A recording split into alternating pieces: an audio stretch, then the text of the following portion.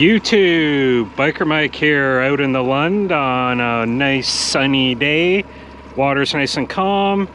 Out here doing some fishing for some walleyes.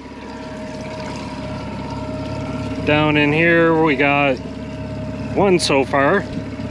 But anyways, the reason I'm making this video is to show you guys, maybe some people know, maybe some people don't. I looked around on the internet or on YouTube for videos on this, and there wasn't a whole lot out there. So as you read in the description, this video's about trolling with your kicker motor for the main power and running your bow mount electric trolling motor for your autopilot to keep yourself on a nice straight course. So obviously you can see I've got my 9.9 kicker purring away there. We're trolling at about 2.3, 2.4 miles per hour. So I've got the throttle set with my homemade electronic precision throttle control. Right down there, there's a little dial. You can turn it in or out and increase or decrease the speed. I did a video on how I made that system. If you want to check that out, I'll leave a link in the description.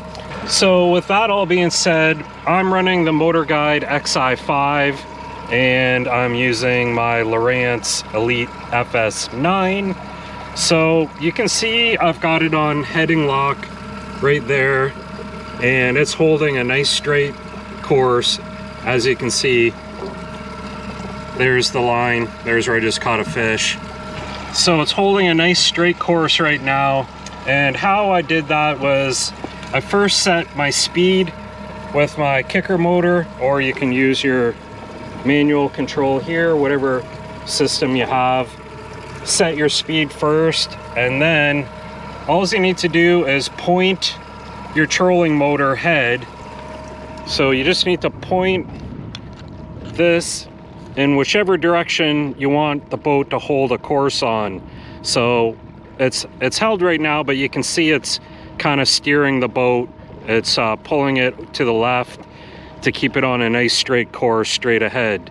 So with it set straight ahead, all you need to do, now this would probably work on the Minn Kotas too, is just hit your heading lock button right up there on your remote with the motor pointed in the right direction. Hit your power button, propulsion button there, whatever. And then I just set the speed for 1.4 mile an hour. I just set it there just so that it'll always maintain something if I lose the kicker motor for a bit. And then with your heading lock on, you can see I'm holding 265 degrees, and I've been doing that for quite a while. So it does really work good. And then when you want to make a directional change, say there's a boat in front of you, you want to head over to the left, just use your remote and hit the arrow button, which way you want to go, the left or the right arrow button, and you'll see your trolling motor turn and your whole boat will turn. Now with the Motorguide, one thing I've noticed is that it doesn't have a very good heading sensor on it, in my opinion. I think the Minn Kotas are a little bit better for this. So when you're making directional changes, it gets a little bit wonky sometimes, but you just got to work those buttons and it will make a nice round turn if you're patient with it, and then you can go back through your waypoints where you caught your fish. So that's pretty much it. If you're wondering how to do this or if it can be done, it definitely can be done. I was looking at putting a full autopilot system in my boat with the power steering hooked up to my two motors here, but the amount of money that would cost, it's not going to be worth it once I figured out how to do this. Now the other thing I also did, mine's an 80-pound thrust 24 volt system. So what I actually ended up doing was adding 2 more batteries, and I ran them in parallel to the 2 that are already there. So I still got my 24 volts, and I've got my own little voltage meter I put in there just so I can keep an eye on things. But I control all day easily on autopilot, no problem, and just using the trolling motor to steer the boat and then doing all the pushing with your gas motor. So as you can see, it makes things super easy when you're by yourself, or even when you got other people in the boat. Nobody needs to be at the steering wheel hiding behind the windshield. You can be out here tending to your lines, just relaxing. It makes the day a whole lot better. So there you go, guys. Like I said, I just wanted to make that video in case other people were wondering how that would work and how well it would work. And there wasn't too many videos out there on it, so that's why I decided to make this video. So once again, I got the Xi5 and I've got the Lowrance Elite FS9. You can see right there how straight it's held that line.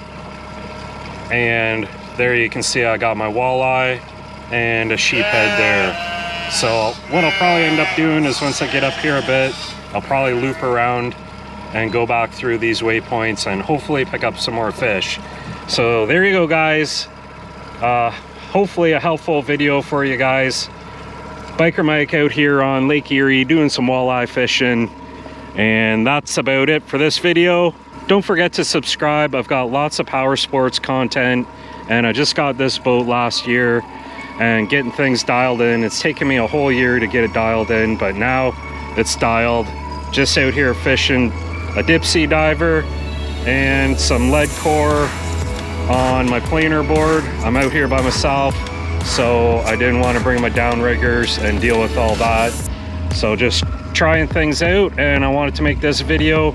Normally I got other people out with me. I can get more lines in the water, get the downriggers out, and it's a lot more productive fishing that way. But beautiful day, Biker Mike, Lake Erie, out.